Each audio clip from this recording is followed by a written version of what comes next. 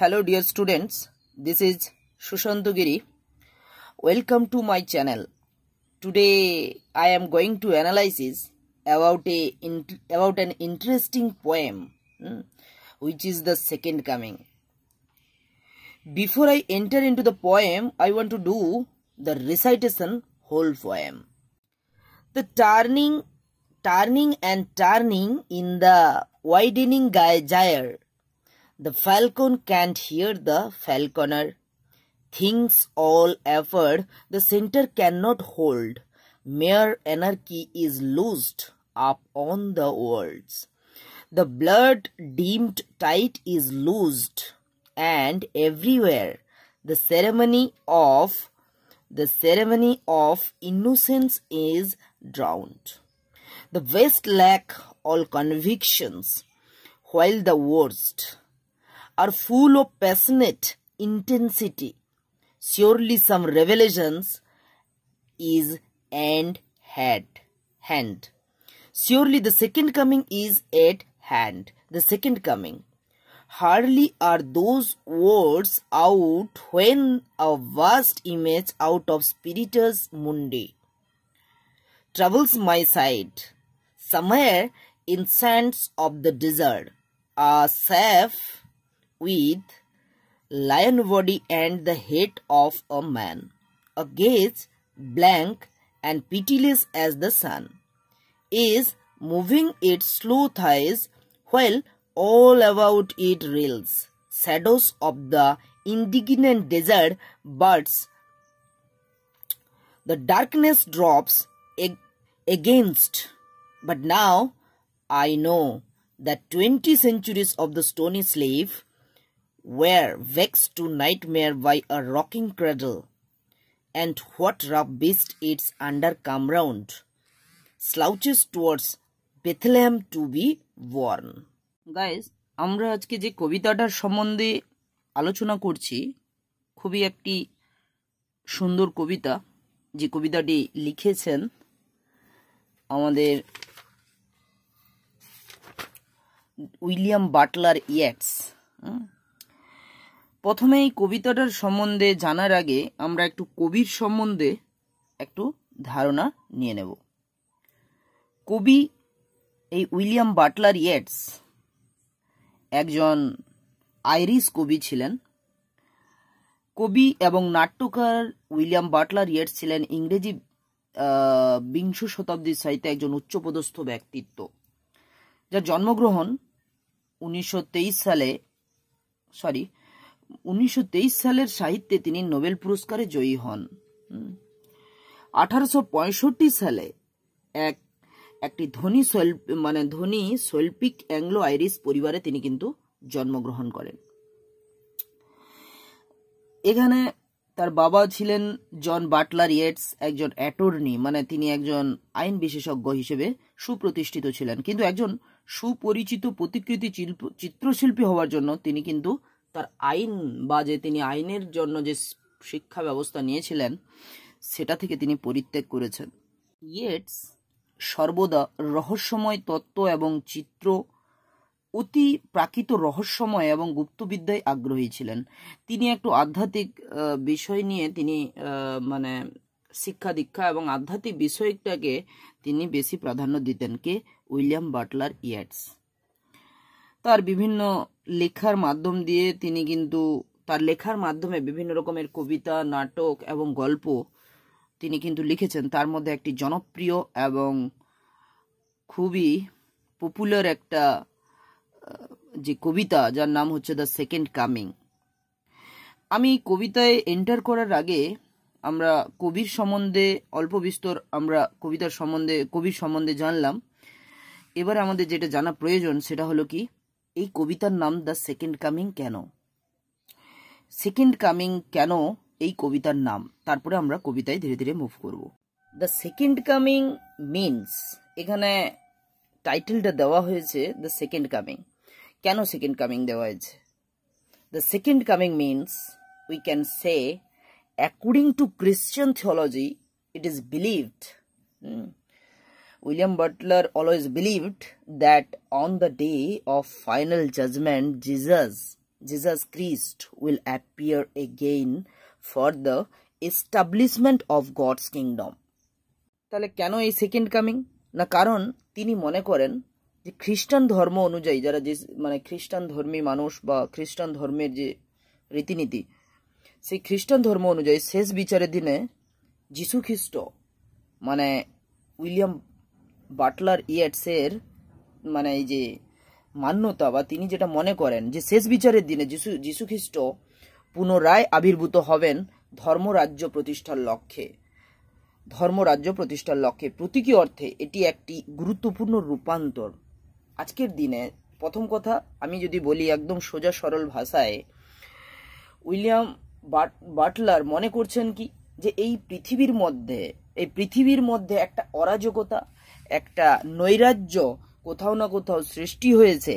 তাই তিনি এই আধ্যাত্মিক বিষয়কে মনে করছেন যে সমাজে আবারও হয়তো সেই যিশু খ্রিস্ট বা জিসাস তিনি হয়তো ফিরে আসবেন, আবার সেই ধর্মান্তরের মানে প্রতিষ্ঠা করবেন। দ্যাট ইজ ওয়াই এখানে এই সেকেন্ড কামিং কথার অর্থ হলো যে একসময় জিসাস এসছিলেন, আবার পুনরায় তিনি আসবেন। That is why the title name of the second coming. I hope you understood. Now we will move into the poem. প্রথমে কবিতাটা আমরা পড়ছি, লাইনের মিনিং আমরা জানি। each and every poem has a connotative meaning and denotative meaning. We have to understand each and every line of inner meaning and surface meaning. So I will at first say the surface meaning each and every line. First line কি বলছে? Turning and turning in the widening gyre. এর বাংলা মানেটা কি? ক্রমবর্ধমান চক্রে উড়তে উড়তে বাজ পাখিটির the falcon can't hear the falconer. মালিকের স্বর আর কর্ণগোচর নয়। Things fall apart the centre can not hold. বলছে কেন্দ্র ধারণ শক্তিহীন, তাই সব খসে পড়ে। Mere anarchy is loosed upon the worlds. পৃথিবীকে ক্রমে গ্রাস করে নৈরাজ্য। The blood dimmed tide is loosed and everywhere. রক্তের বাঁধা ভাঙা জোয়ার এবং সর্বত্র। The ceremony of the innocence is drowned. সরল আচার অনুষ্ঠান নিম্মজিত। The best lack of convictions while the worst. সর্বোৎকৃষ্টরা বিশ্বাস হারায় যখন মন্দ শক্তি। আর ফুল অফ প্যাশনেট ইন্টেন্সিটি। কামুকতায় ভরপুর হয়ে ওঠে। গাইস, আমরা প্রথম 8 লাইনের এই প্রত্যেকটা লাইনের সারফেস মিনিং এর সম্বন্ধে জানলাম। এখন আমরা জেনে নেব প্রত্যেক লাইনের যে ইনার মিনিংটা কি রয়েছে। প্রথম লাইনে কি বলছে? Turning and turning in the widening gyre. এখানে কবি বলতে চাইছেন যে the turning and turning in the widening gyre, it means the cycle wheel has been revolving ceaselessly around a centre. বৃত্তাকার চক্র, এই যে বৃত্তাকার চক্র যেটাকে আমরা বলছি কি এই সারা বিশ্ব যেন কি হচ্ছে? কেন্দ্রের চারপাশে অবিরত ঘুরে চলেছে, মানে সব সময় ঘুরে চলেছে। At the beginning the wheel of the gyre is integrated, তাহলে কি বলছে? প্রথম অবস্থায় বলয়টির অবস্থা কিন্তু সুসংগত। মানে আমরা যদি বলি এই যে বলয় বা বিশ্ব যেন কি হচ্ছে? প্রথম অবস্থা থেকেই সে কিন্তু সুসংগত। তাই গোলকের অংশগুলি অপ্রশস্ত। সময়ের অগ্রগতির সাথে চক্রটিও ঘুরতে থাকে। আমরা জানি এই যে চক্র বলতে এই সারা বিশ্বের যে কথা বলা হচ্ছে, বিশ্বটাও অনবরত থেমে নেই, সে অনবরত ঘুরেই চলেছে। বলয়ের অংশগুলি সংহতি হারিয়ে ফেলে। এই যে বলয় যখন ঘুরতে ঘুরতে একটা সময় সে তার নিজস্ব সংগতি কি করে হারিয়ে ফেলে। স্বাভাবিকভাবেই গোলকের অংশ ক্রমশ বিস্তীর্ণ বা বড় হতে শুরু করে। স্বাভাবিকভাবেই এই যে গোলক রয়েছে এর গোলকের অংশ ক্রমশ কি হয়? বিস্তীর্ণ বা বড় হতে শুরু করে। এখন এই তারপরের লাইন কি বলছে দেখো, the falcon can't hear the falconer. দারুণ line, the falcon can't hear the falconer. এখানে কবি একটা বাক্যালঙ্কার ব্যবহার করেছেন, this is called the metaphor. Metaphor means metaphor means রূপক। কবি এখানে এই রূপক ভাবে এই জিনিসটা বোঝানোর বা উপস্থাপন করবার চেষ্টা করেছেন, তার কারণ যাতে রিডাররা এই জিনিসটাকে বুঝতে পারে, সেই জন্য তিনি রূপক বা মানে যে বাক্যালঙ্কার, আমরা কবিরা যখন কবিতা লেখেন তখন বিভিন্ন রকমের বাক্যালঙ্কার কিন্তু ব্যবহার করেন।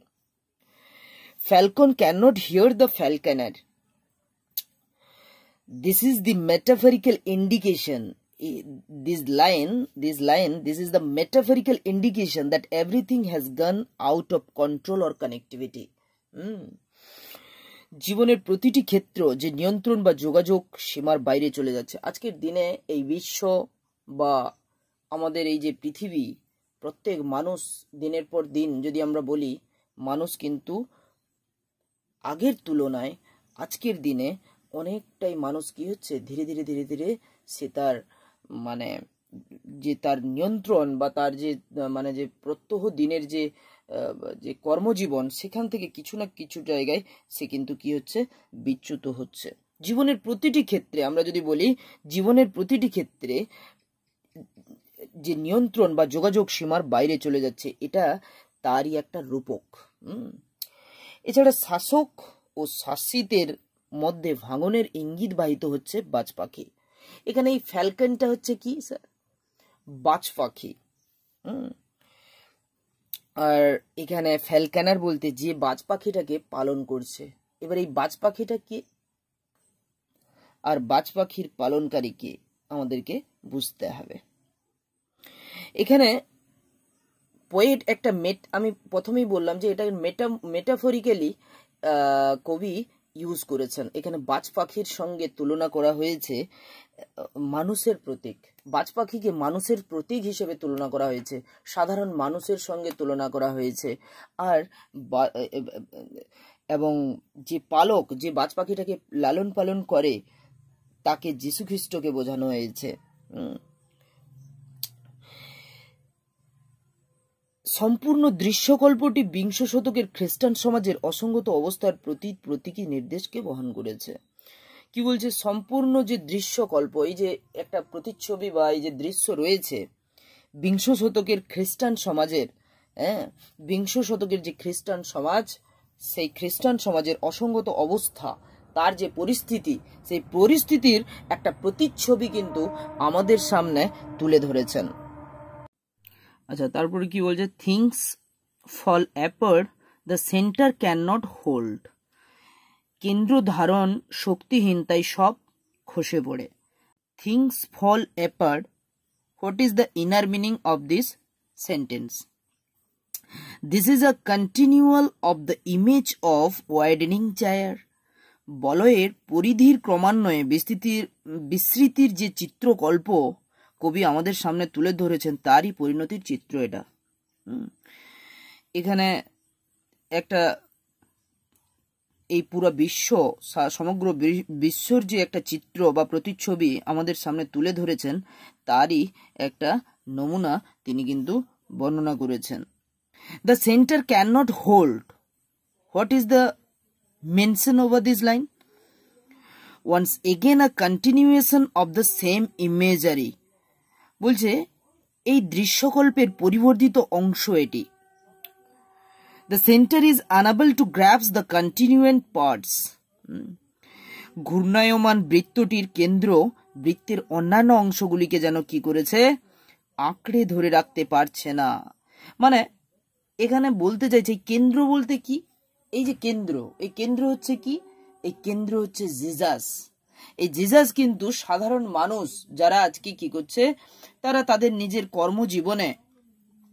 কর্মজীবনের মধ্যে বিভিন্ন রকমের মানে কি আসছে, অরাজকতা আমাদের এই দেশের বা বিভিন্ন সারা বিশ্বের মধ্যে বিভিন্ন জায়গায় কি হচ্ছে, একটা অরাজকতা দেখা দিচ্ছে যে আমরা যেরকম আমরা কাকে বিশ্বাস করি, আমরা আমাদের ভগবানকে বিশ্বাস করি, যে ভগবান আমাদের কি করে রক্ষা করে বা রক্ষা করবার আশ্বাস দেয় যে আমাদেরকে ভগবান রক্ষা করছেন, কিন্তু এখানে সেই কেন্দ্র কিন্তু তা ধরে রাখতে পারছে না।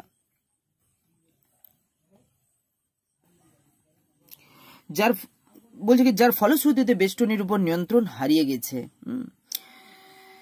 এখানে এটাই বলা হয়েছে, the turmoil of 20th century civilization has been insinuated here। এখানে কি বলা হয়েছে, বিংশ শতাব্দীর সভ্যতার টালমাটার পরিস্থিতিকে এখানে ইঙ্গিত করা হয়েছে। ওই বিংশ শতাব্দীর যে পরিস্থিতি, সেখানকার যে অবস্থা, সেই সময়ের যে অবস্থা, সেটা কিন্তু কবি আমাদের সামনে ইঙ্গিত বর্ণনা করেছেন। পরের লাইন কি বলছে, mere anarchy is loosed upon the worlds. পৃথিবীকে ক্রমে গ্রাস করে নৈরাজ্য। নৈরাজ্য কথার অর্থ হলো, আমরা জানি, আমরা পড়েছি, the English word is anarchy. Anarchy means নৈরাজ্য, আর নৈরাজ্য মানে হচ্ছে অরাজকতা। মানে আমাদের দেশে বা সারা বিশ্বে যখন কোনো যে শাসন ক্ষমতায় থাকে, সেই শাসন ক্ষমতায় থাকাকালীন সে যদি তার শাসন কার্য সুস্থভাবে সাধারণ মানুষের সেবা না করতে পারে, সাধারণ মানুষের দেখভাল না করতে পারে, তখনই যে পরিস্থিতি তৈরি হয় তাকেই বলা হচ্ছে কি, অরাজকতা বা নৈরাজ্য। তাহলে কি বলছে, mere anarchy is loosed upon the world. What is the mean of this sentence? সারা পৃথিবীতে নৈরাজ্য নেমে এসছে। কবির দাবি হচ্ছে সারা পৃথিবীতে নৈরাজ্য নেমে এসছে। According this line, the blood dim tide is লুজড।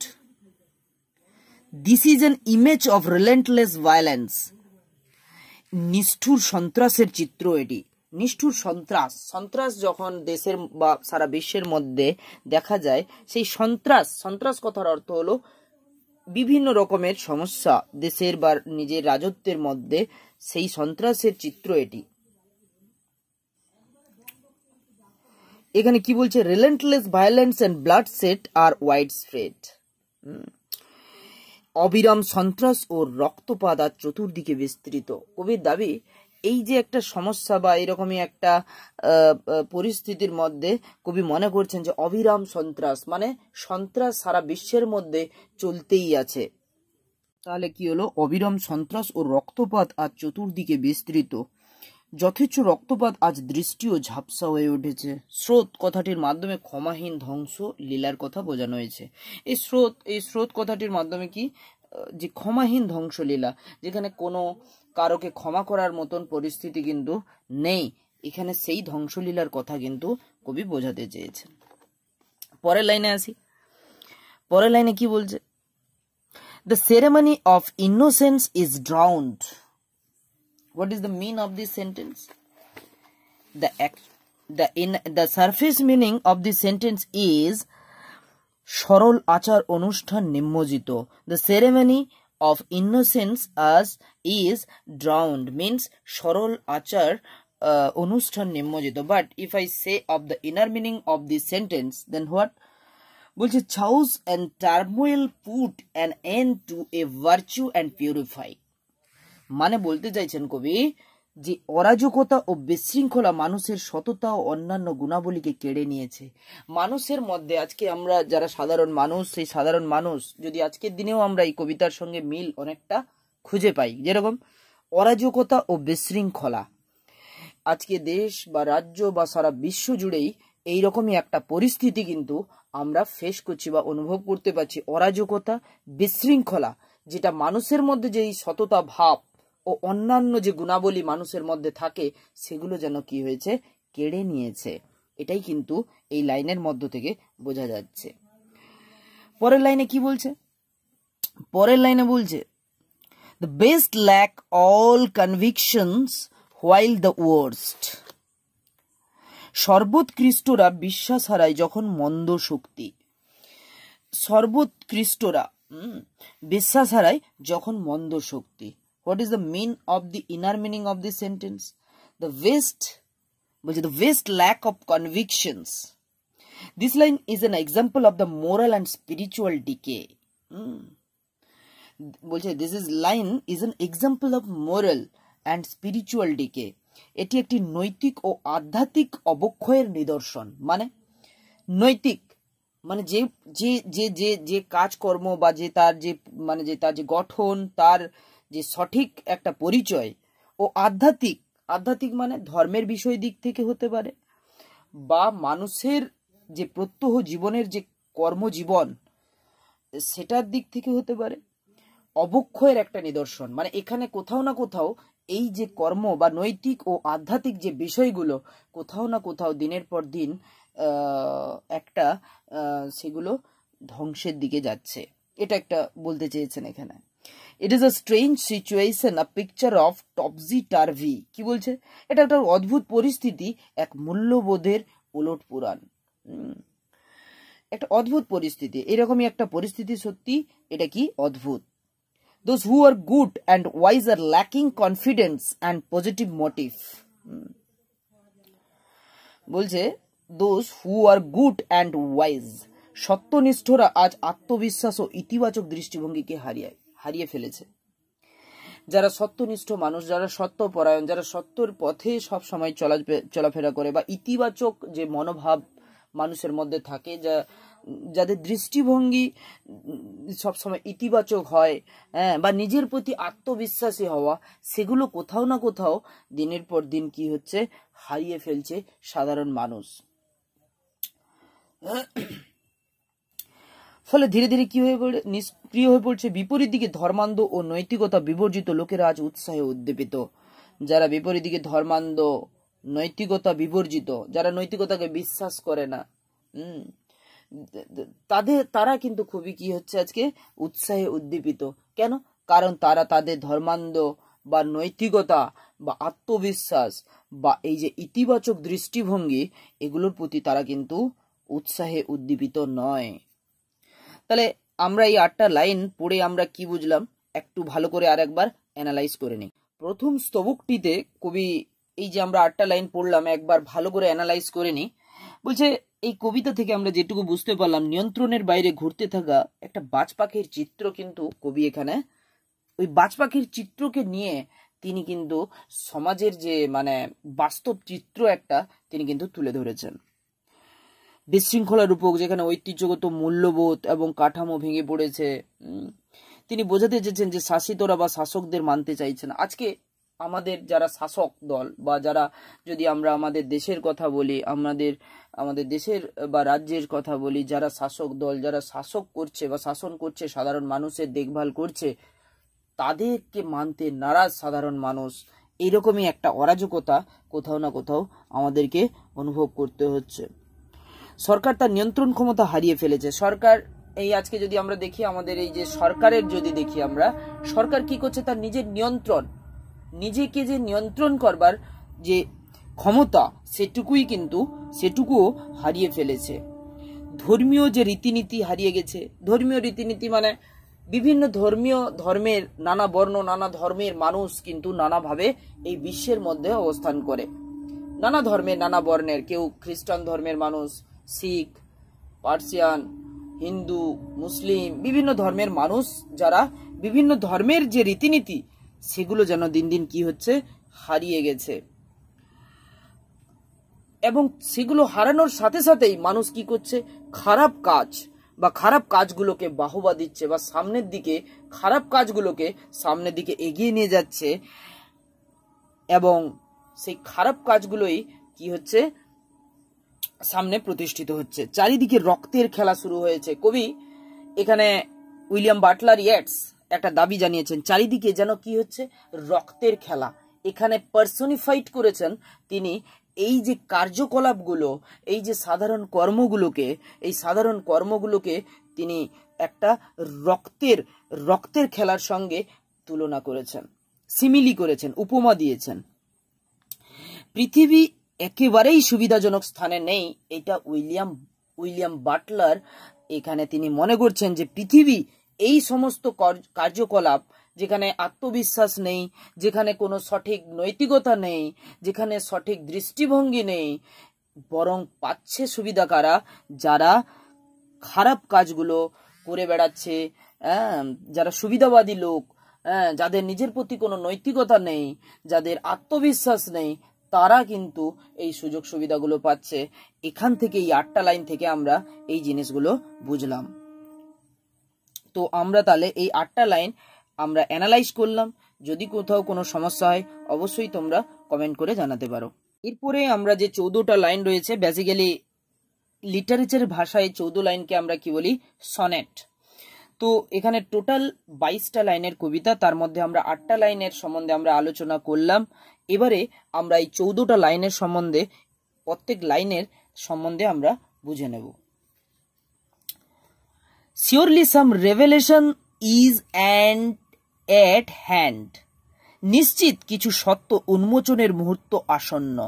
আমরা একটু ডিটেলস মিনিং এ যাই। বলছে surely some revelation is at hand. কবি খুব, এই লাইনটা বলে বোঝাতে চাইছেন কবি খুব আশাবাদী। কবি খুব আশাবাদী কিসের? যে শেষ বিচারের দিন দ্রুত আসন্ন। যেরকম আমরা মনে করছি আজকের দিনে, যেরকম আমরা ঘরোয়া ভাষায় দেখবে, আমরা যারা গ্রাম্য পরিবেশে বসবাস করি, যারা খুবই অভিজ্ঞ মানুষ, তারা কি বলে? যে এটা খুব কলিযুগ, এই কলিযুগে মানুষের দিনের শেষ হতে যাচ্ছে, দিনের পর দিন এই একটা দিন এমন আসবে, এই দিনটা শেষ হবে, আবার নতুন যুগ ফিরে আসবে।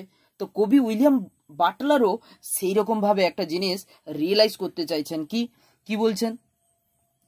কবি আশা করছেন যে শেষ বিচারের দিন দ্রুত আসন্ন, মানে খুব দ্রুতই আসতে চলেছে, এবং কোন ঐশ্বরিক ত্রাণকর্তার আবির্ভাব ঘটবে। মানে কবির বক্তব্য, যেরকম আমরা যদি আমাদের সত্যযুগে ফিরে যাই, আমাদের সত্যযুগের দিনে ফিরে যাই, সেই সত্যযুগে কি ছিল? শ্রীমদ্ ভগবদ গীতা, আমাদের হিন্দু ধর্মে শ্রীকৃষ্ণ, মহাভারত হয়েছিল, রামায়ণ হয়েছিল সেই সময়। এভাবেই তিনি বলেছেন যে ঐশ্বরিক ত্রাণকর্তার আবির্ভাব ঘটবে। ঐশ্বরিক মানে তিনি বলতে চাইছেন তেমনই একজনের কথা, যিনি, যার কাছে সর্বশক্তিমান, মানে একজন যার কাছে অনেক শক্তি রয়েছে। তার মানে তিনি তার এখানে জিসাসকে ইন্ডিকেট করছেন। পরের লাইনে কি বলছে? Surely the second coming is at hand. নিশ্চিত দ্বিতীয় আগমন আসন্ন প্রায়। তাহলে কি বলছে? দ্বিতীয় আগমনের কথা পুনরুল্লেখ করে কবি যীশু খ্রিস্টের পুনরুত্থান যে আসন্ন তা বোঝাতে চেয়েছেন। তার মানে কবি বলতে চাইছেন এই যে সেকেন্ড কামিং, এই সেকেন্ড কামিং কথাটার আগে আমি এর আগেও আলোচনা করলাম, যে সেকেন্ড কামিং বলতে কবি বলতে চাইছেন দ্বিতীয়বার বা পুনরায় তিনি আবার আসছেন। তিনি কে? জিসাস। কেন? কারণ এই বিশ্বের মধ্যে যে অরাজকতা, যে নৈরাজ্য, যে নৈতিকতার যে অবসাদ, বা যে মানে কি বলবো, বিভিন্ন যে কার্যকলাপ সাধারণ মানুষের, সেগুলো দিন দিন কি হচ্ছে? খারাপের দিকে চলে যাচ্ছে। দিন দিন একটা খুব মানে শোচনীয় অবস্থার কাছে পৌঁছচ্ছে। মানুষ দিন দিন খারাপ জিনিসকে প্রাদুর্ভাব বেশি দিচ্ছে, যার জন্য উইলিয়াম বাটলার মনে করছেন যে খুব শীঘ্রই যীশু খ্রিস্টের পুনরুত্থান হতে পারে বা হবে। এরকমই কিন্তু কবি দ্বিতীয় লাইনটা থেকে বর্ণনা করেছেন এই লাইনে। The second coming hardly are those words out. বলছে দ্বিতীয় আগমন, এই শব্দবন্ধ উচ্চারিত হওয়া মাত্র, বলছে hardly are those words out, বলছে এই শব্দ বন্ধ উচ্চারণ হওয়া মাত্রই। কি বলতে চাইছেন এই লাইনের মধ্যে? বলছে hardly are those words out when a vast image out of the spiritus mundi. কি বলছে? Spiritus mundi. হোয়েন বলছে কি? The second coming, the second coming মানে দ্বিতীয় আগমন। দ্বিতীয় আগমন hardly are those words out, এই শব্দবন্ধ উচ্চারিত হওয়া মাত্র, when a vast image out of spiritus mundi, যখন মানবতার সামগ্রিক চেতনা সম্ভূত এক মূর্তি। কি বলতে চাইছেন কবি? একটু ডিটেলস মিনিং এ আমরা আসি। বলছেন hardly are those words out when a vast image out of spiritus mundi, বলছে যেই মাত্র কবি দ্বিতীয় আগমনের কথা উচ্চারণ করেছেন, আমরা এর আগেই দেখলাম যে তিনি বলছেন যে দ্বিতীয় বারের জন্য জিজাসের আসা পুনরুত্থানের যে আসন্ন, মানে পুনরুত্থানের জন্য আসন্ন। যেই মাত্র কবি দ্বিতীয় আগমনের কথা উচ্চারণ করেছেন তখনই তার সামনে স্পিরিটাস মুন্ডি বা যাকে বলা হচ্ছে কি বিশ্ব স্পন্দনের একটি বৃহৎ মূর্তির আবির্ভাব ঘটেছে।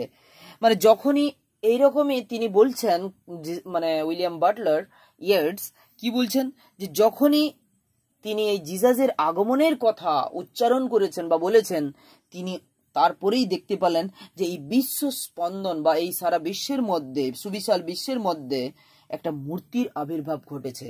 কিসের আবির্ভাব ঘটেছে? একটা মূর্তির আবির্ভাব ঘটেছে। Troubles my sight somewhere in sands of the desert. আচ্ছা গাইস, এই স্পিরিটাস মুন্ডি বলতে একটু আমি আর একটু ডিটেলসে বলছি। দ্য স্পিরিটাস মুন্ডি which is the phrase has been variously explained. বিভিন্নভাবে এটাকে ব্যাখ্যা করা যায়।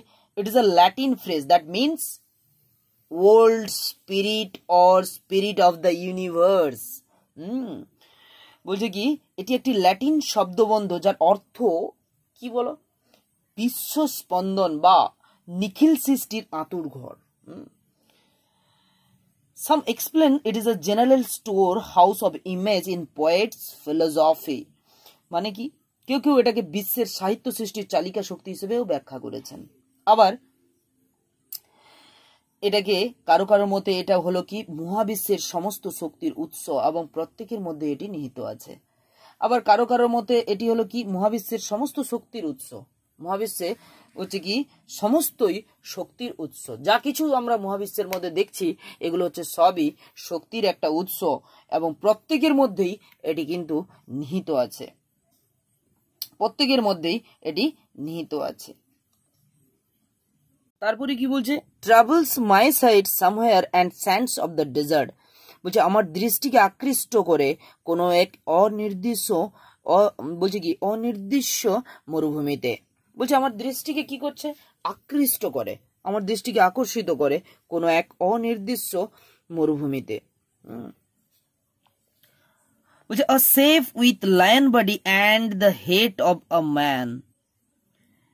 একটি পশুর রূপ ফুটে ওঠে যার দেহটি সিংহের মতো এবং মাথাটি মানুষের মতো। কি বোঝাতে চাইছেন কবি এই লাইনের মধ্য থেকে একটু দেখে নি। কবি বলতে চাইছেন a safe with a lion body and the head of a man, which is means we read, we have read at class 5 I think about the land of pharaohs, about the sphinx we have read. So এখানে তাই বলা হয়েছে, এখানে the sphinx, a lion body, a sphinx like image is the reminiscence of the biblical creature known as the beast, the book of Revelation.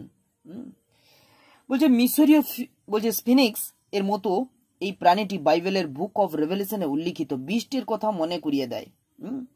কি বলছে, এই Lions body, এই যে Lions body and the head of man, মানে মানুষের যে মাথা, এটা কি একটা স্ফিনিক্সের কথা মনে করিয়ে দেয়।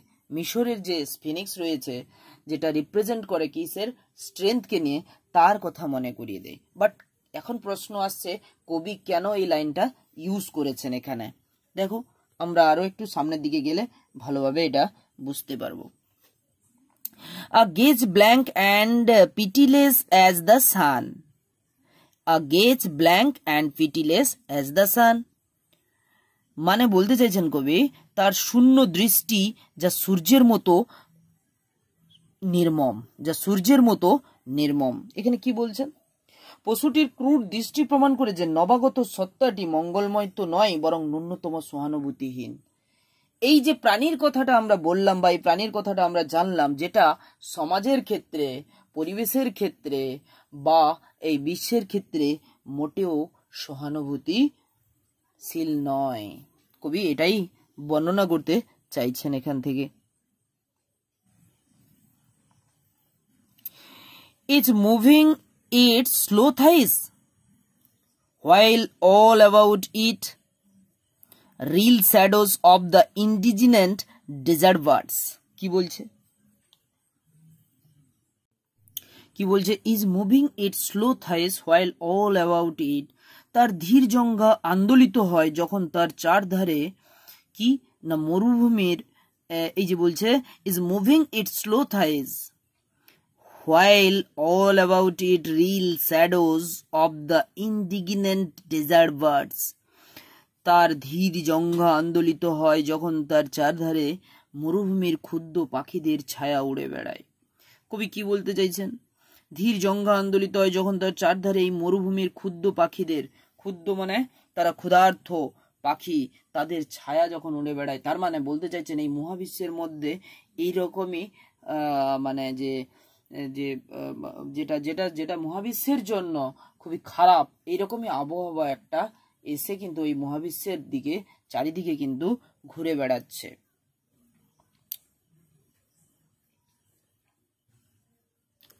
তারপরের লাইন কি বলছে? The darkness drop against, but now I know. But the darkness drop against. আবার অন্ধকার নেমে আসে, কিন্তু এখন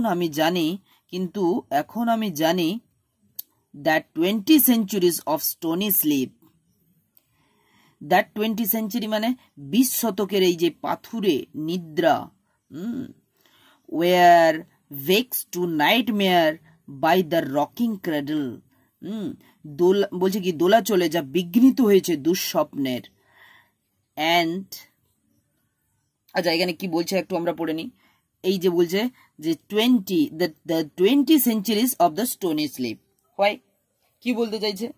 2000 years of Christian civilization during which the Sphinx had been lifeless sleep, মানে খ্রিস্টীয় সভ্যতার 2000 বছর সে সময় স্ফিংস অচেতন ঘুমে আচ্ছন্ন ছিল, অচেতন ঘুমে। হ্যাঁ, সে কিন্তু কে ওই স্ফিনিক্স যে অচেতন ঘুমের মধ্যে আচ্ছন্ন ছিল। Rocking cradle, what is the meaning?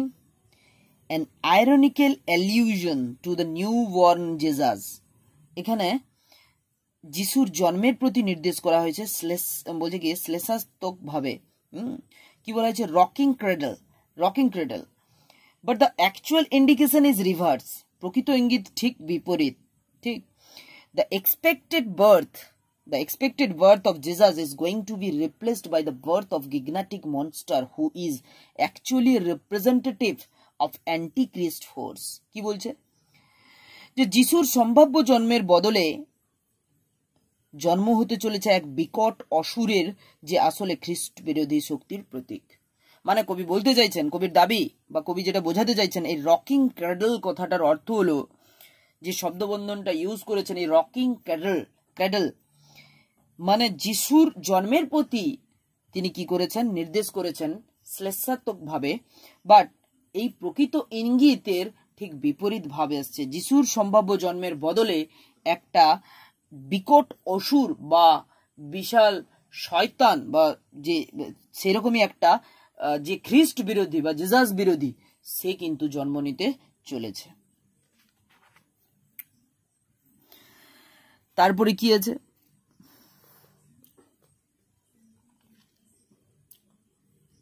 আচ্ছা পরের লাইন বলছে and white rough beast eats our come round, এটার কথার অর্থ হলো এক কদাকার জন্তু আমাদের ঘিরে ধরে, এক কদাকার জন্তু যে কি করে?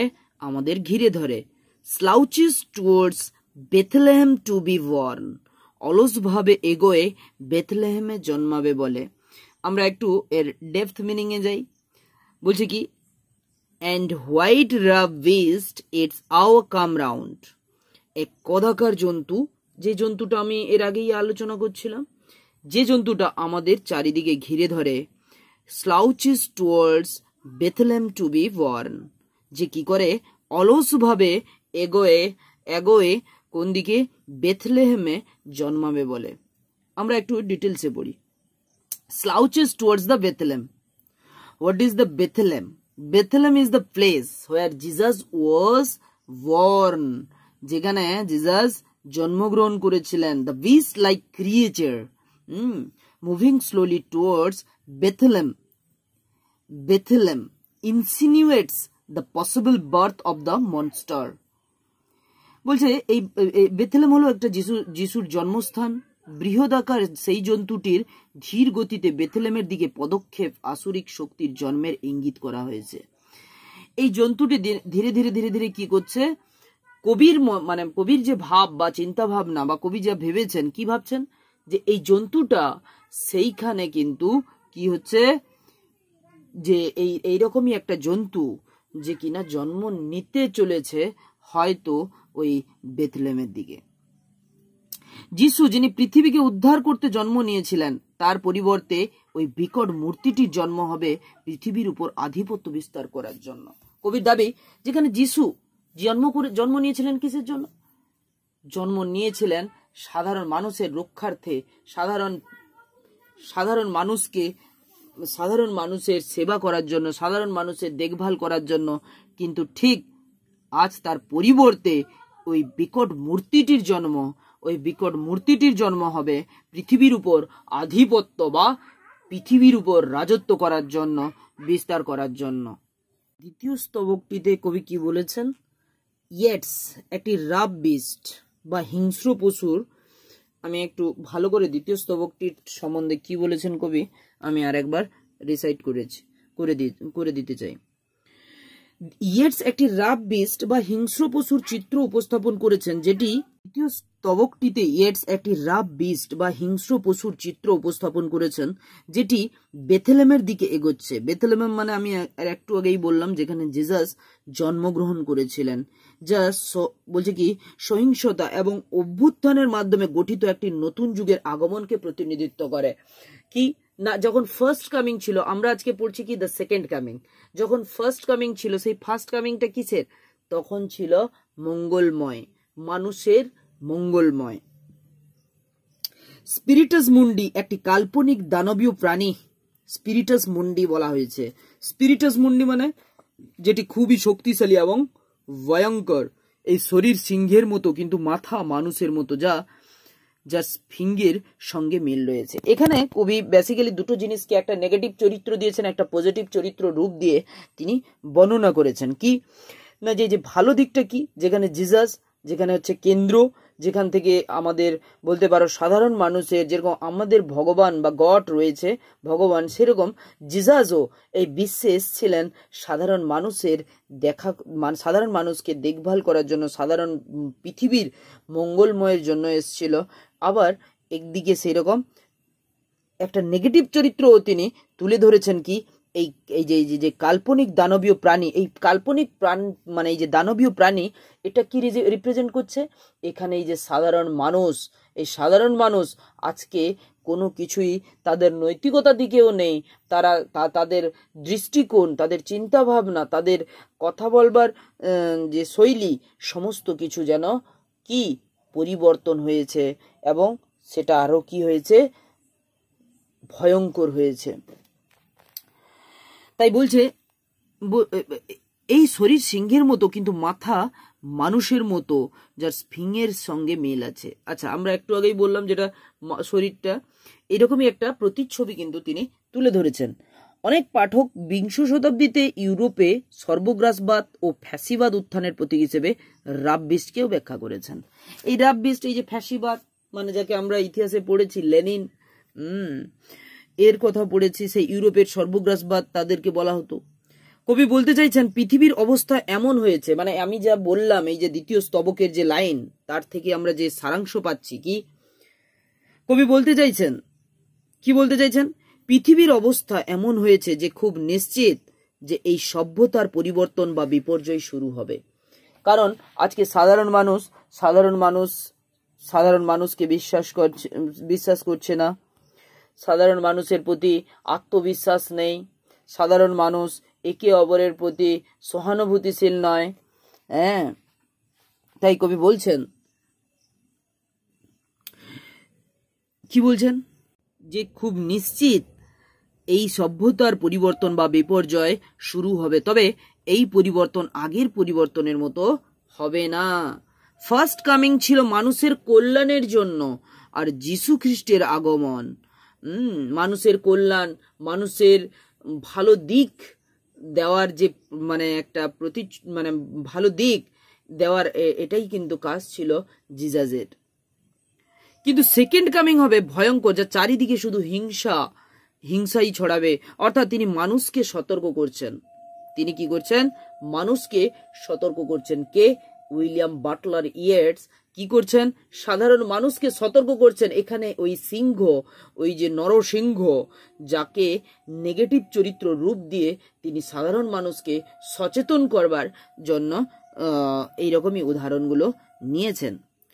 সর্বোপরি আমরা বলতে পারি যে দ্বিতীয় আগমন শক্তিশালী এবং ইঙ্গিতপূর্ণ, যা বিংশ শতাব্দীর প্রথম দিকের অনিশ্চয়তা ও উদ্বেগের অনুভূতিকে ধারণ করে। বোঝো ব্যাপারটা। বলছে সর্বোপরি দ্বিতীয় আগমন, এই যে দ্য সেকেন্ড কামিং, এই কথাটা একটা ইঙ্গিতপূর্ণ। কি ইঙ্গিত? যে বিংশ শতাব্দীর প্রথম দিকের অনিশ্চয়তা। অনিশ্চয়তা মানে যা কোনো কিছুই নিশ্চিত নয়। সাধারণ মানুষ কিভাবে বসতি স্থাপন করবে, সাধারণ মানুষের যে তাদের যে বেঁচে থাকার যে জীবন শৈলী, সেটার প্রতিও তাদের অনিশ্চয়তা রয়েছে। এবং উদ্বেগের অনুভূতিকে তিনি উদ্বেগের অনুভূতিকে কি করে? ধারণ করে। এটি ইয়েটসের বিশ্বাসকে প্রতিফলিত করে যে বিশ্ব একটি নতুন এবং অশান্ত যুগে প্রবেশ করেছে। তার মানে কবি বলতে চাইছেন যে এটা এই কবিতার মাধ্যম দিয়ে রিডারদের মনে একটা প্রতিচ্ছবি তুলে ধরতে চাইছেন। কি?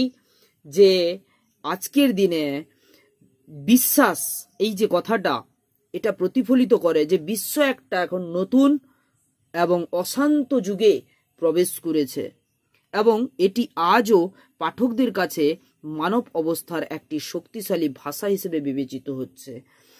আজও কি পাঠকদের কাছে, মানে যারা পড়ছে, তাদের মানব অবস্থা বা তাদের মানসিক যে অবস্থা একটি শক্তিশালী ভাষা হিসেবে বিবেচিত হচ্ছে। এই ছিল দ্য সেকেন্ড কামিং পোয়েমের মূল অ্যানালাইসিস। সো সবাই আশা করি এটা বুঝতে পেরেছ। যদি কোথাও কোনো সমস্যা থাকে অবশ্যই তোমরা আমাকে কমেন্ট করে জানিও। আমি আমার কবিতার যে যতটুকু সম্ভব আমি সেটা অ্যানালাইজ করবার চেষ্টা করলাম। Have a nice day. Thank you.